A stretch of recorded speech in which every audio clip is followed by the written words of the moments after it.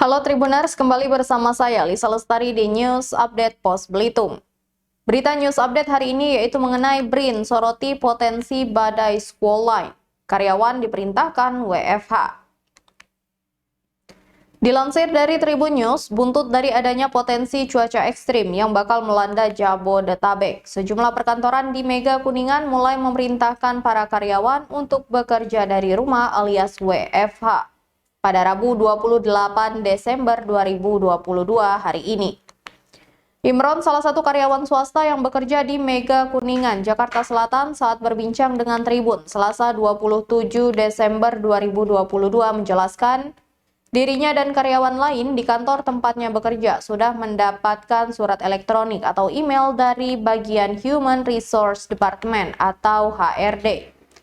Dalam email tersebut, HRD meminta seluruh karyawan untuk bekerja dari rumah alias WFH.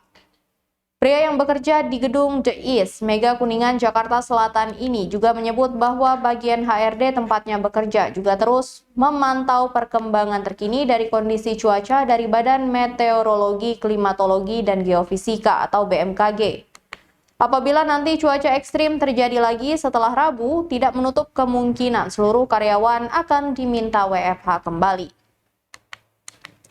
Hal berbeda justru dirasakan oleh Budi, salah seorang tenaga pengajar teknik smart home di sebuah kampus swasta bilangan Jakarta Utara.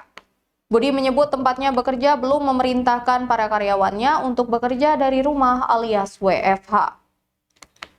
Sekedar informasi, Badan Riset dan Inovasi Nasional atau BRIN menyoroti potensi kemunculan badai squall-line yang diprediksi akan melintasi Selat Sunda dan berada di atas langit Jabodetabek pada Rabu 28 Desember 2022 atau hari ini. Peneliti iklim Pusat Riset Iklim dan Atmosfer BRIN, Erma Yuli Hastin pun menjelaskan bahwa berdasarkan hasil kajian para peneliti di BRIN, multiplikasi energi dapat terjadi pada multisel badai tersebut. Selain itu, multisel badai ini juga dapat mengalami penggabungan. Proses inilah yang kemudian menciptakan badai raksasa yang diprediksi mengancam kawasan Jabodetabek. Perlu diketahui, squall-line merupakan badai guntur yang terbentuk memanjang seperti garis. Ia pun menegaskan bahwa mekanisme seperti ini yang harus diwaspadai warga Jabodetabek yang hendak beraktivitas pada hari Rabu atau tepatnya hari ini. Menyusul potensi tersebut, penjabat atau PJ Gubernur DKI Jakarta Heru Budi Hartono mengatakan bahwa karyawan swasta yang bekerja di Jakarta boleh bekerja dari rumah atau WFH jika terjadi cuaca ekstrim. Pihaknya juga akan menyampaikan imbauan terkait potensi bencana seperti angin puting beliung pada akhir 2022 hingga awal 2023 mendatang. Heru mengatakan kebijakan WFH selain menghindari potensi cuaca ekstrim tersebut juga bisa menekan kemacetan, terutama menjelang Tahun Baru 2023.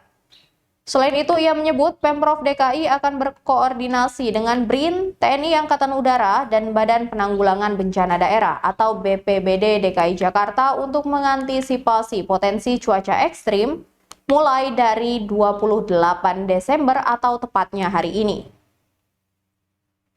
Badan Nasional Penanggulangan Bencana atau BNPB akan melakukan modifikasi cuaca mengantisipasi cuaca ekstrim yang terjadi pada saat malam Tahun Baru di DKI Jakarta. Teknologi modifikasi cuaca atau TMC pelaksanaannya dilakukan BRIN dengan TNI Angkatan Udara yang penganggarannya berasal dari BNPB. Kepala BNPB Suharyanto mengatakan TMC sudah dilakukan secara terus-menerus.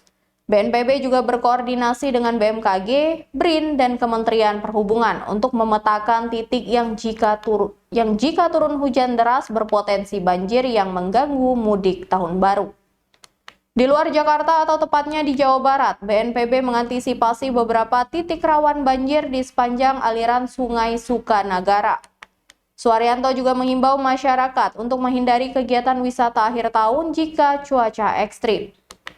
Menurutnya, peristiwa bencana umumnya terjadi dalam waktu singkat namun berdampak cukup parah terhadap kondisi di lapangan. Terkait hal itu, Suharyanto pun berkaca pada bencana gempa bumi Cianjur. Atas hal tersebut, ia pun beranggapan bahwa masyarakat seharusnya sudah bersiasat jika terjadi cuaca ekstrim dengan rentang waktu yang biasa. Misalnya, menurut Suharyanto, cuaca hujan tidak kunjung reda dalam waktu 1 jam, bahkan hingga menyebabkan jarak pandang di jalan raya terbatas. Maka sebaiknya masyarakat harus segera menepi dan mencari tempat yang aman. Badan Meteorologi, Klimatologi, dan Geofisika atau BMKG mengatakan berdasarkan hasil evaluasi perakiraan cuaca, potensi cuaca ekstrim akan terus berlangsung hingga pergantian tahun atau sepekan ke depan. Potensi cuaca ekstrim seperti yang dirasakan Selasa 27 Desember 2022 akan terjadi hingga 2 Januari 2023. Kepala BMKG Dwi Korita Karnawati bahkan mengatakan jika sebelumnya pihaknya mendeteksi 4 fenomena yang terjadi berbarengan sehingga mengakibatkan cuaca ekstrim di sejumlah wilayah Indonesia, maka ada 1 penambahan fenomena lagi yang mendorong peningkatan terjadinya cuaca ekstrim tersebut. Berdasarkan analisis terkini dari BMKG, kondisi dinamika atmosfer di sekitar wilayah Indonesia masih berpotensi signifikan terhadap peningkatan curah hujan di beberapa wilayah dalam 1 minggu ke depan. Kondisi dinamika atmosfer ini memicu peningkatan curah hujan dan punya tendensi adanya penguatan intensitas. Dwi Korita pun mengingatkan masyarakat untuk waspada. Selain itu, BMKG pun mengingatkan untuk mewaspadai terjadinya bencana hidrometeorologi seperti banjir, angin kencang, puting beliung, longsor, dan gelombang tinggi. Potensi hujan lebat hingga sangat lebat di wilayah Banten, Jawa Barat, Jawa Tengah, Daerah Istimewa Yogyakarta, Jawa Timur, Bali, NTB, NTT, Sulawesi Selatan, Sulawesi Utara, dan Maluku. Sedangkan wilayah yang berpotensi hujan sedang hingga lebat di wilayah Aceh, Lampung, Sumatera Selatan, Jakarta, Kalimantan Tengah, Kalimantan Selatan, Maluku Utara, Papua Barat, dan Papua. Peningkatan aktivitas monsun Asia yang dapat meningkatkan pertumbuhan awan hujan secara signifikan di wilayah Indonesia bagian barat, tengah, dan selatan. Lalu terjadinya peningkatan intensitas seruakan dingin Asia yang dapat meningkatkan kecepatan angin permukaan wilayah Indonesia bagian barat dan selatan, sehingga meningkatkan potensi awan hujan di sekitar Kalimantan, Sumatera, Jawa, Bali, hingga Nusa Tenggara. Dinamika atmosfer lainnya yaitu indikasi pembentukan pusat tekanan rendah di sekitar wilayah perairan selatan Indonesia. Hal tersebut berpotensi menyebabkan potensi hujan dengan intensitas tinggi, peningkatan kecepatan angin permukaan, serta peningkatan tinggi gelombang di sekitarnya. Kemudian terpantau beberapa aktivitas gelombang atmosfer yaitu fenomena Madden-Julian Oscillation atau MJO yang terbentuk bersamaan dengan gelombang Kelvin dan Rossby ekuatorial. Kondisi tersebut berkontribusi signifikan terhadap peningkatan curah hujan di sekitar wilayah Indonesia, terutama bagian timur dan tengah. PT Angkasa Pura II, Kantor Cabang Utama atau KCU Bandara Soekarno-Hatta memastikan hingga saat ini lalu lintas penerbangan di bandara tersibuk di Indonesia itu masih dalam keadaan normal dan aman.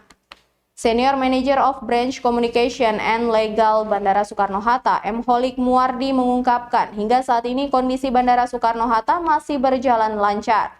Namun pihaknya tetap berkoordinasi dengan stakeholder terkait mengenai perkembangan cuaca. Ia juga memastikan bila keselamatan penumpang akan tetap diutamakan apabila terjadinya cuaca ekstrim. Berdasarkan analisis terkini Badan Meteorologi, Klimatologi, dan Geofisika atau BMKG, kondisi dinamika atmosfer di sekitar wilayah Indonesia masih berpotensi signifikan terhadap peningkatan cuaca hujan di beberapa wilayah dalam 1 minggu ke depan. Kondisi dinamika atmosfer ini memicu peningkatan curah hujan dan punya tendensi adanya penguatan intensitas. BMKG bahkan menyebut pada 1 Januari 2023, peta wilayah Indonesia akan tertutup warna hijau pekat atau indikasi terjadinya curah hujan lebat hingga ekstrim. Cuaca ekstrim tersebut terjadi karena adanya fenomena monsun Asia ditambah seruakan dingin dari dataran tinggi Asia yang masuk melalui Selat Malaka dan kemudian menyeberang ke ekuator dan terbentuk arus lintas ekuator atau Cross Equatorial Northerly Surge atau CENC. BMKG memperkirakan fenomena ini mulai terjadi pada 28 Desember yang akan menyelimuti wilayah Jawa Timur hingga Nusa Tenggara. Kemudian pada 29 Desember, potensi cuaca ekstrim tersebut meluas ke Jawa Barat, Sumatera bagian selatan barat, dan sebagian wilayah Jawa Tengah, Jawa Timur hingga Nusa Tenggara dan wilayah selatan Papua. Bahkan pada 1 Januari 2023, berdasarkan perkembangan dinamika atmosfer, satu peta wilayah Indonesia tidak terlihat karena tertutupi warna hijau tua pekat. Cuaca ekstrim ini, lanjut BMKG, akan mulai melemah pada 5 hingga 6 Januari 2023.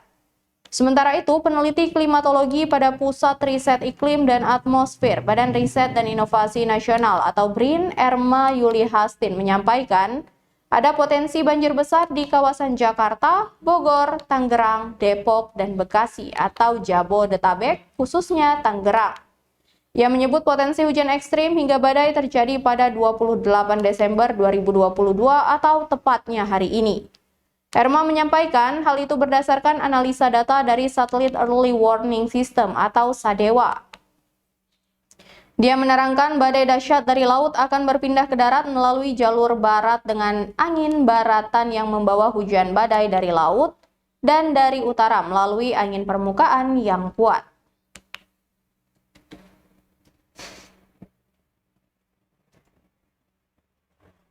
Baik Tribuners, demikian news update Pos Belitung hari ini. Terima kasih dan sampai jumpa. Jangan lupa untuk subscribe, like, dan komen channel ini.